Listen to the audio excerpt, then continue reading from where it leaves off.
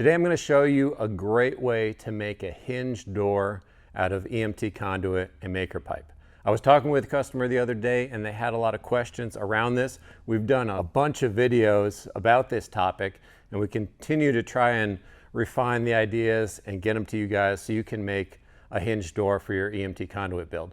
This customer was doing an enclosed garden cage, and that she needed the gap to be as small as possible in between the frame and the door so the critters couldn't get in. So we were racking our brain, and this is one idea that we came up with that I just wanted to highlight, and it piggybacks on the idea that the 1-inch T-connector can wrap around the exterior of a 3/4 inch connector. And what I've done is I've used this barrel hinge here to create a door hinge that leaves a minimal gap in between the two pipes. So I'm going to show you how this is constructed in case you guys want to do it yourselves. And like I said, this uses the 1-inch T connector, and then everything else is 3/4. And of course you could also build with 1-inch in this instance on your door frame, but I decided to use a shim, and I'll show that in a second, to accomplish building completely with 3/4 inch EMT. So as I assemble this, you'll see this hinge and the inner workings of it, and it's really the star of the show. So this is something we have featured in videos before. I don't think it gets enough attention though, and we're thinking about carrying it, and one of the main problems is that it's just raw steel. This is like a welded hinge that someone might weld into a gate or something like that. But what it has is just a post there that's machined, and that ball bearing, and then a cavity where that ball bearing sits in it, and then that rides on it, and it has really smooth action even under load. And just so happens that it fits perfectly with our connectors. The diameter is close enough to 0.92, the normal diameter of 3/4 inch conduit, so all of our connectors grab onto it. And like I said, if we do carry this, check the link down below. If we decide to carry this, we're going to zinc plate this so the raw steel doesn't get corroded easily, because without that it definitely wouldn't stand up to the elements in the garden. But imagine you have two of these.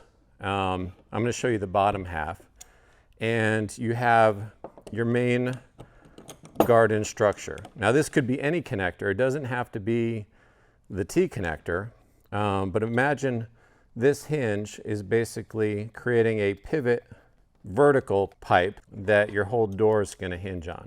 So you could use a 90-degree connector here, you could use 180, 4-way, whatever that is, but picture this being attached to your frame. So that's not going anywhere.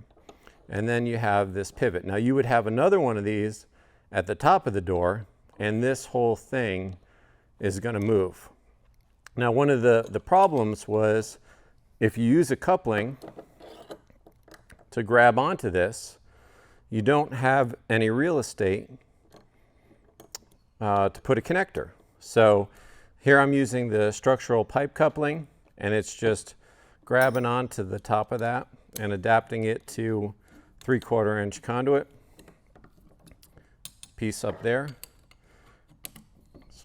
Tighten that down.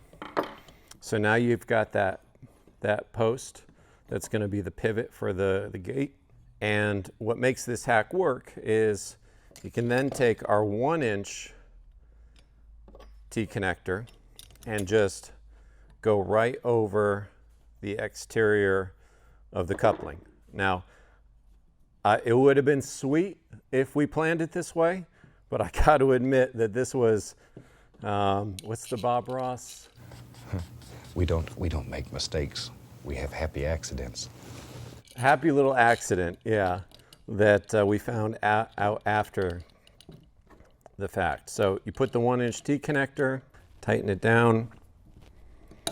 Then you could, if you want to, build your door frame out of 1 inch and then build it off.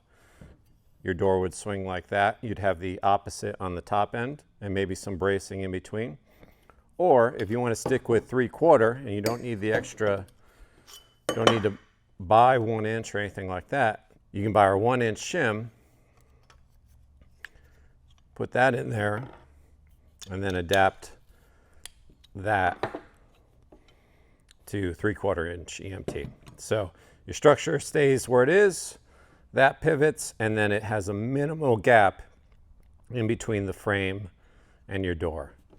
So just one way that you can accomplish a door on an enclosed garden or something, some structure similar to that. I hope you guys like that. I hope you found it helpful. We'll see you in the next one. Thanks so much.